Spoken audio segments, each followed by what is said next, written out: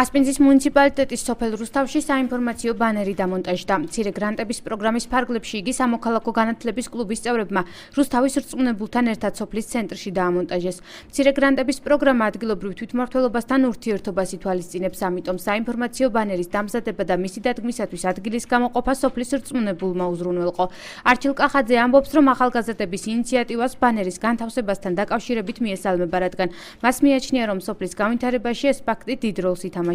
სოფელ რუსთავში აქტივობა სამოქალაქო განათლებისა და პედაგოგთა გადამზადების პროგრამის ფარგლებში ახალციხის ახალგაზრდულმა ცენტრმა განახორციელა.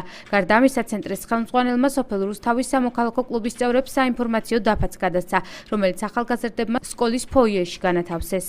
უკვე მოვიპოვეთ მეორედ გრანტი თემასთან დაკავშირებით სამოქალაქო განათლების პოპულარიზაცია, რომელიც განხორციელდა ძალიან შედეგიანად, ძალიან ნაყოფიერად მოსწავლეებთან ერთობლიობით, თვითმმართველობასთან ერთად თანამშრომლობით.